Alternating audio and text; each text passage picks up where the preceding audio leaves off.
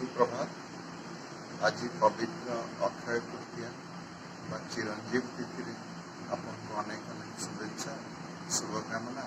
आपणकर दिन मंगलमय हो एवं सब प्रकार पुण्य आपणकर अक्षय होगी रहू न सरू। आपणकर पुण्य सबतक पाप धोई जाऊ ये जगन्नाथ पाखे कामना कर।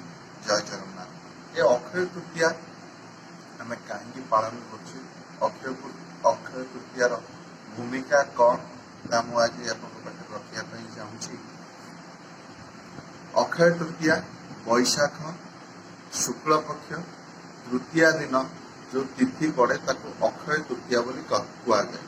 अक्षय माने जार क्षय नहीं सी है अक्षय, से ये अक्षय तृतीया।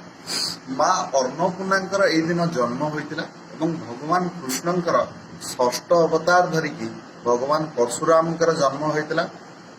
त्रेता युगर आरंभ यही दिन होता। गणेश भगवान वेदव्यास लिखित महाभारत को गणेश भगवान निजे लिखिते। माँ दुर्गा को यही दिन महिषासुर माँ दुर्गा यही दिन महिषासुर को हत्या करते। माँ गंगांकर ए धरा पृष्ठ आविर्भाव यही दिन होता। अक्षय पात्र भगवान कृष्ण युधिष्ठिर को अर्पण करथिले जतबेले माने रणक्षेत्र रे थिले एवं ये रे थिले सेतबेले फल पुष्प फलर गोटे पात्र पूर्ण पात्र अर्पण करथिले भगवान कृष्ण युधिष्ठिर को। कृष्णंकर घरे यही दिन सुदामा जाइए पहुंची एवं हाथ में थिला गोटे पात्र। सेटिकार परिवेश देखिकी सुदामा मागि पार ना भगवान कृष्ण को किसी एवं फेरिकी आसिक जो पहुंची देखी जहाँ भी सी मन भितर कामना करके जाइए मुझे मोर सांग को मागिबी सब जिनस घरे थिला सुदामा घरे।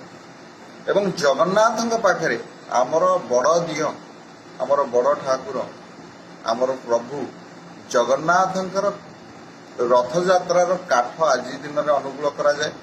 सबुठ बड़ कथा है आम ओडिया संस्कृति परंपरा कहे जे आज दिन ले आम जिते आमर सबुठ बड़ जिनस अन्नपूर्णांकर जेहेतु जन्मदिन भगवान लक्ष्मींकर जन्मदिन माता लक्ष्मींकर जन्मदिन आम अर्ण आम से दिन स्टार्ट करू बिहन बुणवा ताकि सी अमाप होकर आम पाखे फल दब। यह ही अक्षय तृतीयार आज्ञा विशेषत्व।